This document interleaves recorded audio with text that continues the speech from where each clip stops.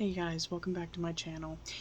Quick disclaimer, if you clicked on this video thinking by the end of it that I'm gonna say, forget the diet, I'm not gonna do it, just completely done with it, that is not the case. So please stick around to actually hear what I have to say about it. As you guys might have seen if you watched my previous Carnivore Bites episode about this weekend, I did end up cheating on the diet, and I am still dealing with the effects. So if I'm a little slow, if I pause a lot in the video, please forgive me. It's a little bit of brain fog rolling back in. I did make myself a little checklist that I have here to try to help keep myself on track and really kind of hone in on bullet points that I'd like to cover. So with the cheating that happened, I thought it would be beneficial to make a video just kind of explaining all of the different thoughts and feelings I've been having about the diet now that we're a little over a week and a half into it already. And I just really want to kind of bring up some of these different talking points and these thoughts that I'm sure a lot of people go through and they have whenever they're doing their diets. So, as we know, like anybody who's ever tried a diet, everybody who's, exercised or really done anything that initially at first they don't want to do because it's against, their body, their lifestyle, their everything, it's just really, really hard for them to do.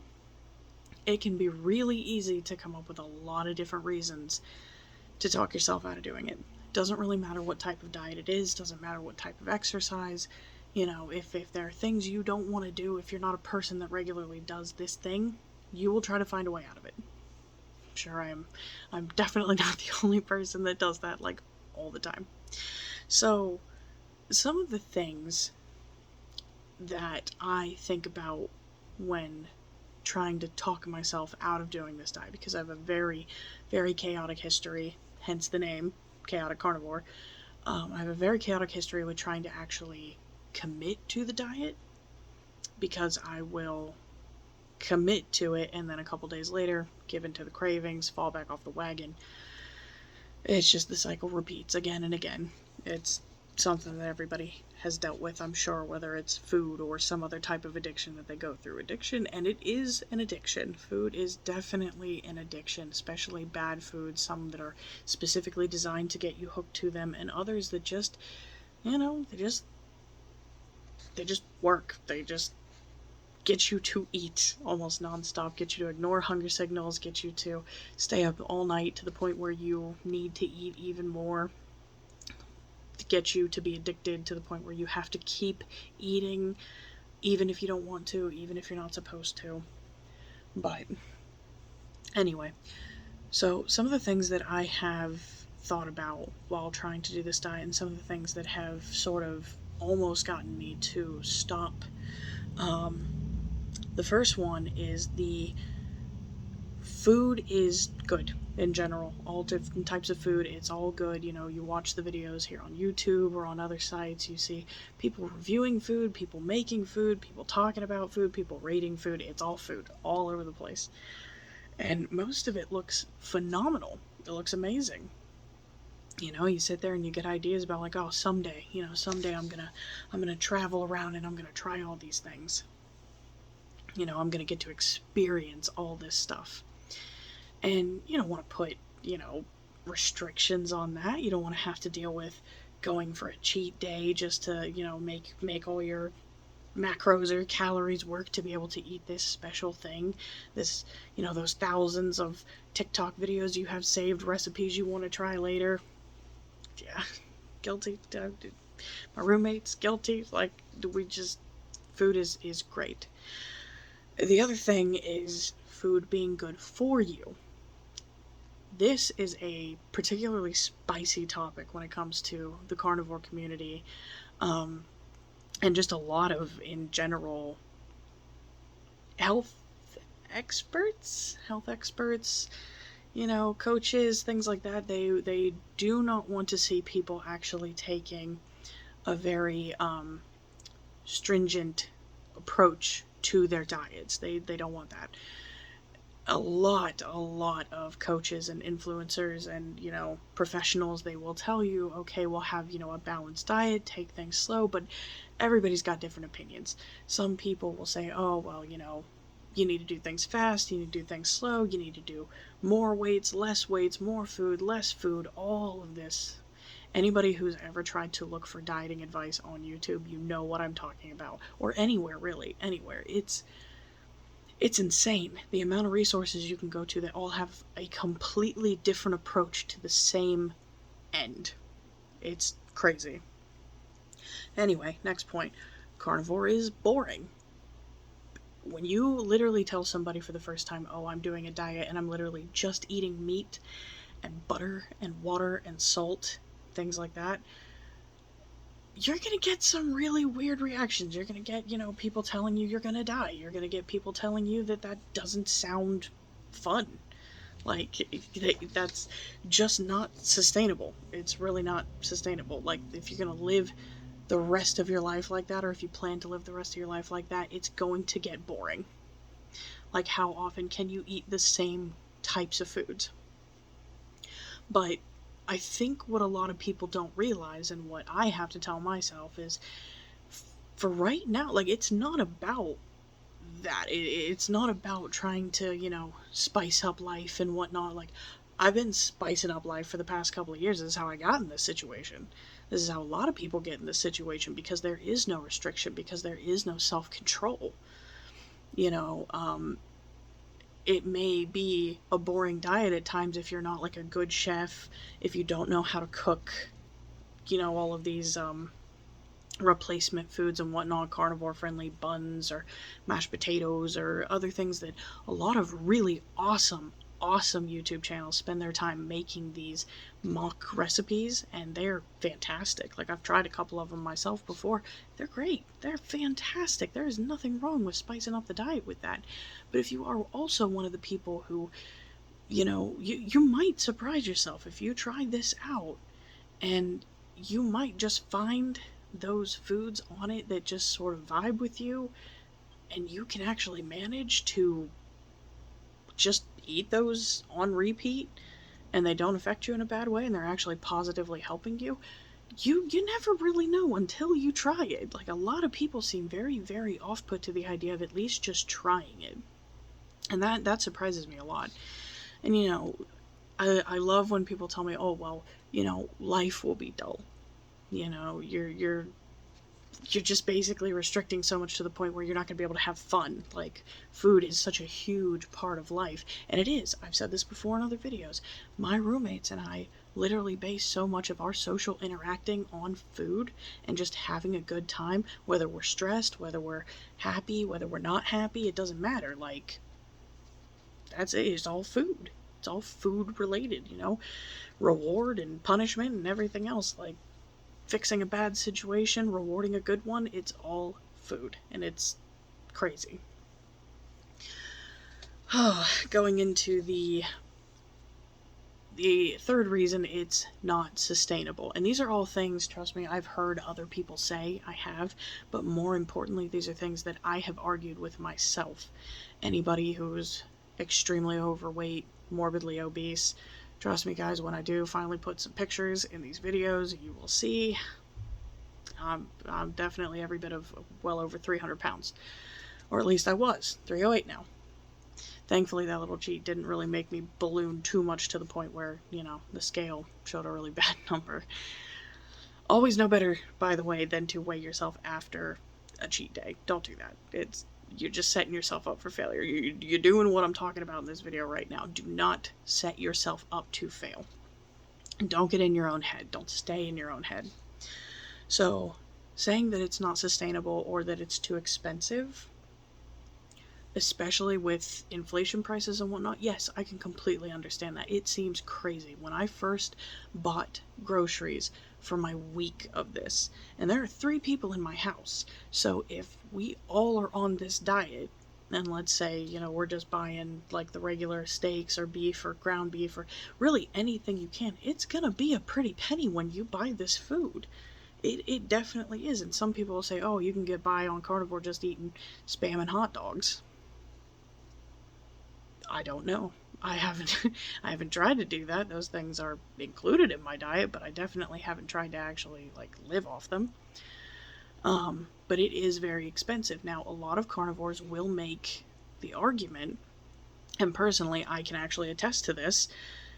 You will buy this food, but once you're actually in ketosis, or once you're, fat adapted and whatnot, regardless, the satiety alone, all the fat and the protein that you're getting on the diet, they are going to make you less hungry. I used to think that I had a binging disorder solely based on the fact that I just could not stop eating.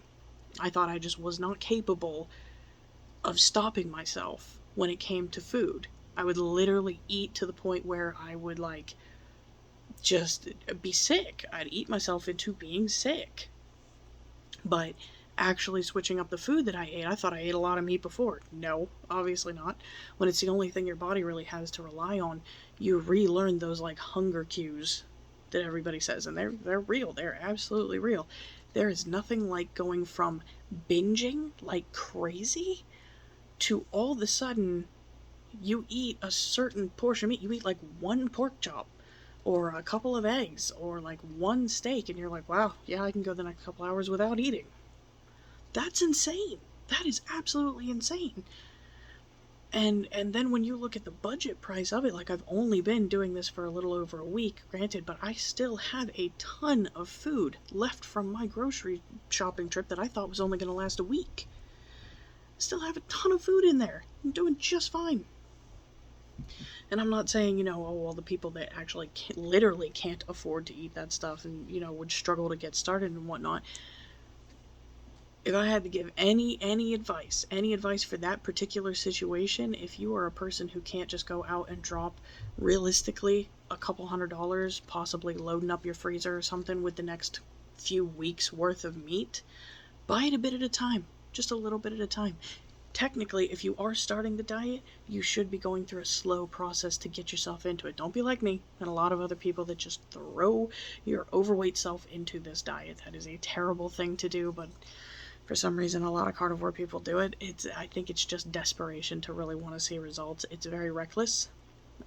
Again, not a doctor, can't give medical opinion on anything, but such a huge dietary change. Proceed with caution. Proceed with caution. But if you are going the slow route, if you can manage it, put money aside. If you budget out your groceries or whatever you can do, put a little money aside, and before you know it, when you're ready to start, you will have money saved up to be able to go and buy this stuff. At least to get you through the first couple of weeks, change your hunger cues, change all of that, and just get a really good start. You can get a really good start out for the diet. Another, like the fourth point that I have is one that's really kind of tripped me out a little bit thinking about. I haven't heard a lot of people talking about it, but that is, I won't be able to eat this way if I'm old. When I get to the point where I need maybe assistance, I myself, both of my roommates, we've worked in home health care, like we've gone in and actually taken care of older people. We've watched a lot of the problems that they have, and a huge one for anybody who works in any kind of medical dealing with, elderly people is diet. Diet is so crucial, and it's very often such a very difficult thing to do. For some reason, you get older, most of the time, you just don't want to eat. You don't want to eat, and you're definitely not getting enough protein. At least from my personal experience and my friends, my roommates' personal experiences, the protein is such a struggle. Now, I think a big reason that I haven't really seen a lot of people talking about that is because, it's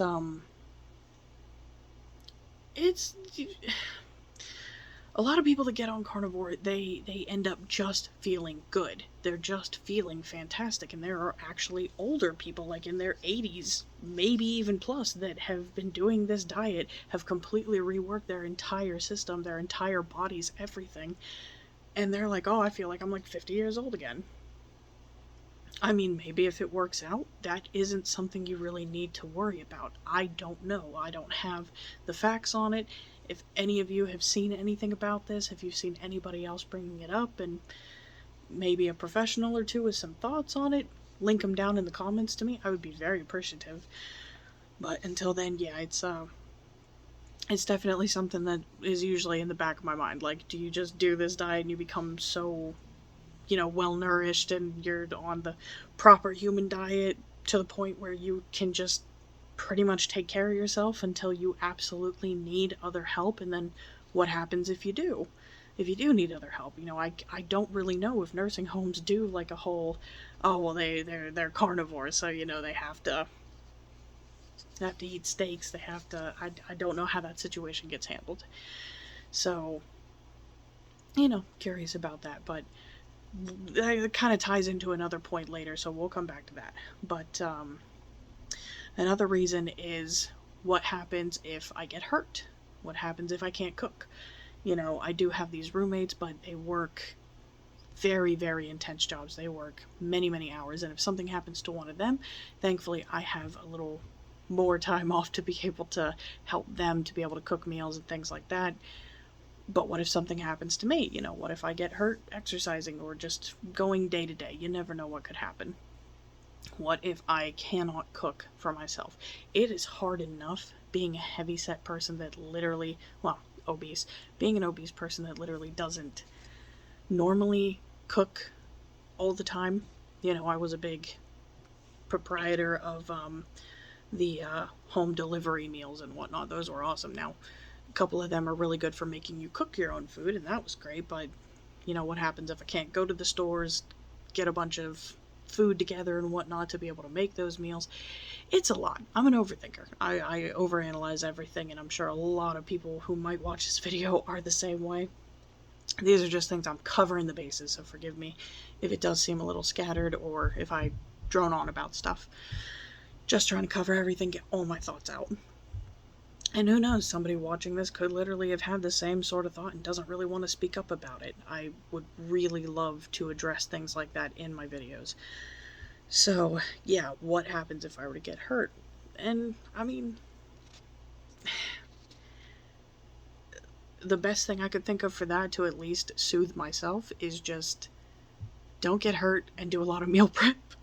Dude, that's the best I got right now. Just for right now. So, yeah. Okay, so the next point is going to be, I have talked to myself in circles about how calorie counting would be easier than doing carnivore, because carnivore is already a very restrictive diet. I know I've heard a lot of carnivores say that it is not a restrictive diet, it's easy to do. Carnivore is not easy to do. Not for everyone. For some people, like I said earlier, if they find, the food that works for them and whatnot, it's perfect for them. It's literally, like, super easy for them to stick to. It is not easy for everyone.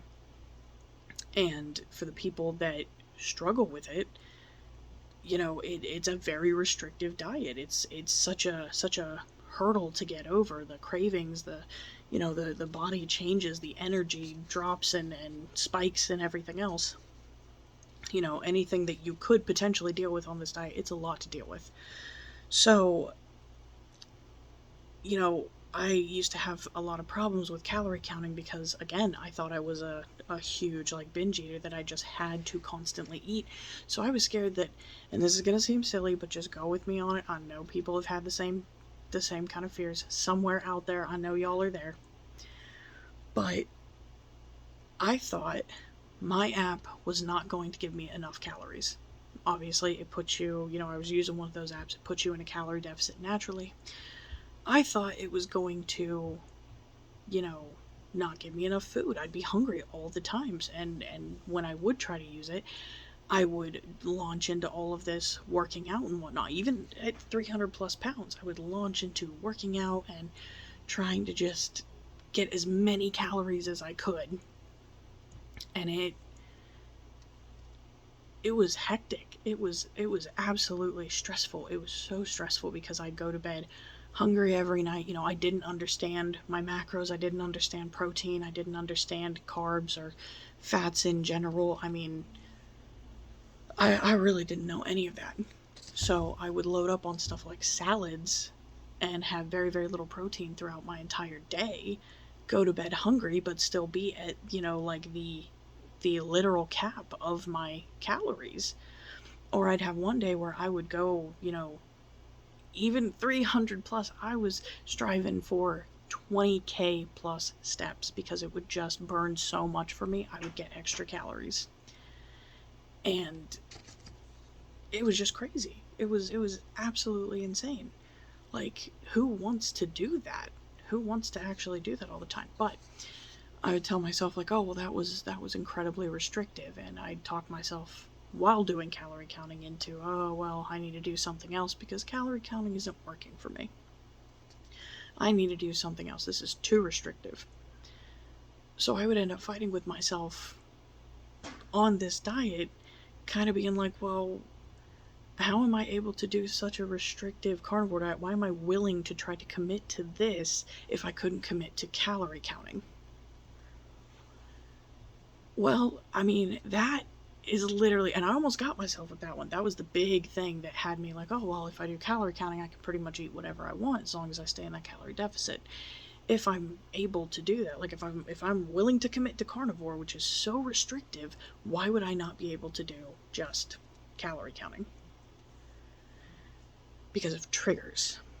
And if you are a big person, there comes a time in your life where you have to admit, no, you can't eat whatever you want. No, you cannot. Now, that is not to say that every single big person, listen very carefully because I don't want to set anybody off. That is not to say that every obese person cannot do well calorie counting or being in a calorie deficit and eating whatever they want. As long as it's in their deficit and they go through their day, have that McMuffin, have that freaking Little Debbie snack, have whatever the heck you want. If you're staying in your deficit, if you are able to do that, absolutely. I am talking about the people who will eat, a little bit of fast food, and then the next day they feel a little cruddy to the point where they're like, oh, well, I don't really want to cook, so how about we just do it for one more night? And it's a never-ending cycle. Or they drink that, soda that's going to give them the caffeine rush, and then they stay up all night because they can't sleep, and then they're going to continue to be hungry, and they're going to go and eat more food. These are problems that I have dealt with almost my entire life. Like, I was incredibly food driven, incredibly food motivated for like everything, and I'd find any way to get food at all times. Like, we'll get into that in another video, the terrible things that I had done to get food and everything, and it's nothing crazy, but anyway. Oh my goodness. So yeah, calorie counting does work for some people, but you really have to look at yourself and decide if you are that person that it works for, or if that's really just going to end up being too much temptation for you. Some people really have to pull themselves back. I really loved one girl that I saw on a short, and sorry, my roommate just tried to call, but I really love this one girl that I saw on a short, and she was talking about how motivation doesn't work for her. She doesn't do motivation anymore, she does discipline, because discipline means you do it whether or not you have the motivation to do it. Very nice. I think that's awesome. I really haven't been for it in the past. I really like to lean on motivation as sort of a crutch, or lack of motivation as a crutch, to not have to do the things I don't want to do. But pull yourself up by the straps of your boots or something. I don't know how they say that, but you really just you gotta go for it. You gotta just say, alright, yeah, I gotta admit, I can't handle just calorie counting, because as soon as I eat some sushi in the morning, even if I'm taking a morning walk, by lunch, I'm gonna want to eat burger and fries and all kinds of other things that are gonna make me feel like crap and make it to where I can't work out. And I just give up, start the cycle over. That sucks. Don't want to do that. Okay, next thing. Oh, people saying that it's wrong. People saying that either it is going to medically hurt you. Thankfully, I have not actually seen anyone that says short-term this diet will do damage to you. Like keto, ketovore, carnivore. Everybody that I've seen so far, nobody really says that short term will do damage to you. It's all like long-term stuff. They talk about the long-term, and don't get me wrong, I've seen carnivores who say they've been on it 5, 10, even higher amount of years, X amount of years that they've been on it, and it's been doing wonderful for them.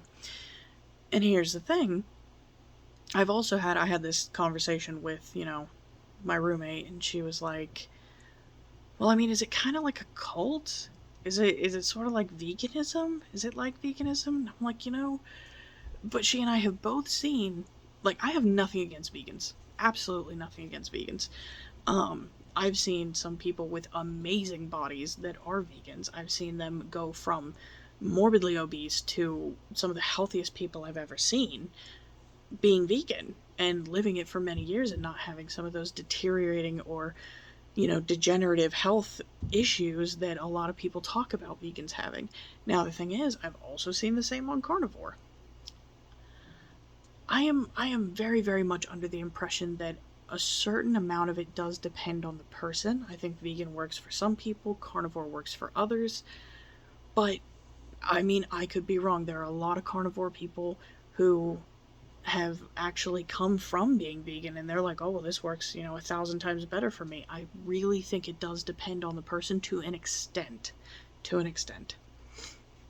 So please just know, disclaimer again, I am not saying that any type of dieting, any type of, lifestyle, how you handle food and exercise and the way you just handle yourself as a person with that diet and exercise, like, I'm not saying any of it is wrong. I don't know. I'm not qualified to say. I can only base my opinions on what happens to me. I generally try not to really base any of my opinions solely off of what I see from other people, because they may have had wild success on this diet or that diet, or, with this exercise or that exercise, no exercise, all the exercise. It doesn't mean that it's going to work for me. It doesn't mean it's going to work for you. So I can only tell you what I see from me, and that's what I'm going to stick with. Okay, I'll get sick of the meat. After a long time, I'll just get so sick of the meat I won't be able to really stand it anymore, and I'll just want to quit the diet. If I ever have a cheat day, I'm just gonna boomerang right back off of it, because like all those problems will come flying right back, because I've been so restrictive from all of those good, sweet and soft food things, that I'm just gonna lose it if I have another cheat day or something. It's hard not to be scared of that, but I never want to be scared of food. I never want to be scared of food. Like, food has gotten me through a lot of, and this is triggering to some people to say, but food has gotten me through a lot of very difficult times. But it does not need to be my solution to life's problems. And I think that's a big thing that a lot of people don't understand, is yes, it's a comfort. Yes, it's, it's a good part of life. It's one of the better parts of life, but it does not have to be the answer to life's problems. It doesn't have to be the answer to your problems. It's just, it's a lot. So I have said that I am currently just doing the 2 weeks to try to really see how this diet goes. But, my roommates and I have talked about it. It's probably going to be a little bit more towards a month, because I think that generally is, and I've had, someone comment about it. Thank you very much if you're watching this, by the way. Comment that it's more like you want to go for around a month to really try to get a decent feel for it. And I agree, 100%. If I'm going to do this, I might as well give it the absolute fairest try that I can. Now, based on all of these questions, all of these problems, all of these things that make me debate actually doing it or not, I don't know if I can see myself doing this long term. Of course, I'll make another video about this after a month and we'll see how I feel.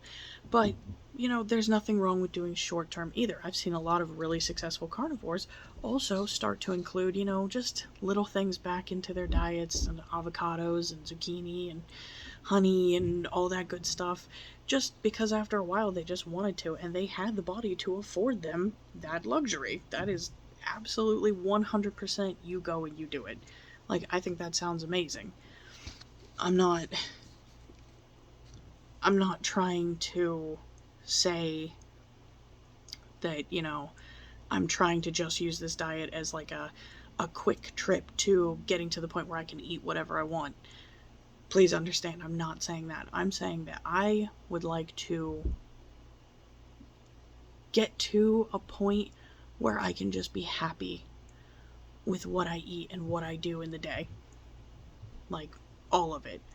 I want to just be happy. And if Carnivore can help me get there, then I'm not going to spit on the vessel that got me to the point that I want to get to. I will give this diet its dues. I will talk nothing but honest truth about it. And I'm sorry if you guys hear any noise. My neighbors are vacuuming. But I'm already 30 minutes in, so I can't stop. Maybe I'll just cut it out. Hey guys, I apologize for the quick change in video. When I started doing this particular video yesterday, it's now the 4th of July, happy 4th of July, my neighbors started vacuuming above me, and I did rewatch the first part of the video. You can't really hear it, but I got so distracted and so anxious because I thought maybe you could. I just had to kind of cut the video. So, jumping into the next day, I'm gonna finish this thing. I need to finish my thoughts on this. So, the point I was previously about to get to, and the last final point that is something that you could use to potentially talk yourself out of it, is everybody around me eats different things. And, I want to be a part of that, or maybe I need to, well, not need to, but I want to eat those other foods. Like, I want to be able to eat with my friends, with my family, in social gatherings, all that good stuff. And this is a point that has been brought up in my comments and other places. I've seen it in other people's comments. Social eating is such a huge part of life in general. It can be so hard to watch everybody else around you doing a different thing. And I talk myself out of that, or I try to talk myself out of doing the diets with this argument a lot. I do have my 2 roommates working their jobs. They're agreeing to do the diet with me. Thankfully, that's very rare in certain circumstances with doing dieting. But it's not an easy thing to do, especially when you work jobs like they do, where it's 12, 13, 14 hours a day. It's a lot. And sometimes it's easier to just grab something quick, or, sometimes their jobs will provide food and whatnot. And that can be something very, very hard to deal with. That can be a huge struggle. I'm sure anybody that's dealt with it, they know. You know. But anyway, guys, these have just been a lot of different points that can make the diet a real struggle.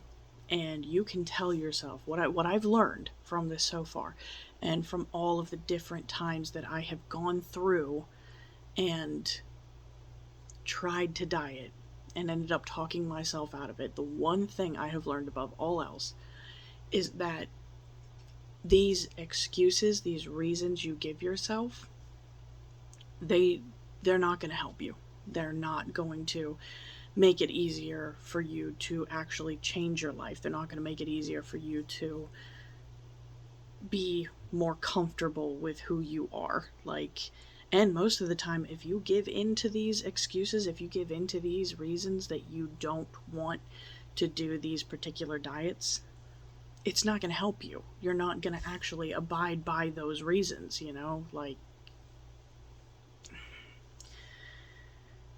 Long story short, reasoning can be confused with excuses.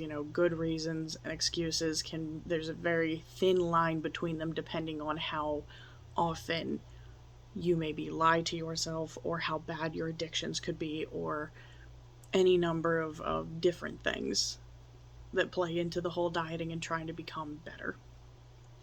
So these have just been my thoughts. These have been some things that I've been struggling with. Even less than 2 weeks into the diet, I've rolled through all of these different reasons.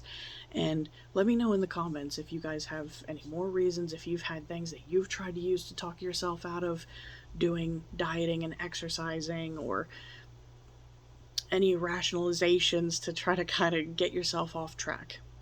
Again, not claiming that this is the end-all be-all diet to fix everybody's problems and make life better for everyone, but I'm saying that I'm willing to put in the work to find out if it is, like, unbiasedly and purely to show my results, show my progress, maybe even eventually show my roommates' progress when they're more comfortable about being on camera. We're all a big house of anxiety.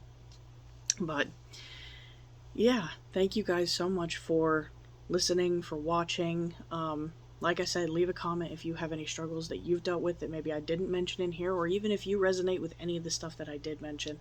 It means a lot to have that interaction with you guys, and sometimes it makes a huge difference to me.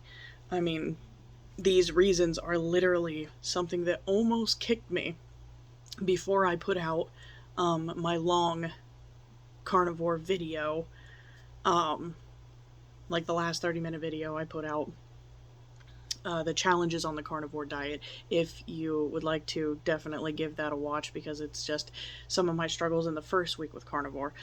But as I put that video up, I was like, okay, well, the videos are getting views. There are nice people that are commenting and everything, but these reasons kept getting more and more intense. They kept really having me on the edge of, like, I'm not going to continue doing this. And then I got some amazing comments, and I will shout them out in a later video because I want to make sure I get the names right. But I got some amazingly positive and encouraging comments, and the views on the video started to go up, and I panicked. I was like, Rumi, listen, like, the one video that's actually gaining the most traction is the one that's gonna lock me into, like, making me feel guilty about not doing the diet. And I say guilt lightly. It's not like I'm miserable or something. This is just that little bit of motivation that I needed to stick with it, to actually fully commit to something that could really work for me. So thank you for everybody that commented on that video, watched the video, and any of my other carnivore bite videos, anything, the likes, the comments, any subscriptions, they are all so much appreciated, you guys. Thank you very much. And other than that, I will see you guys in the next update video. Thank you so much for your time and watching. Bye bye, guys.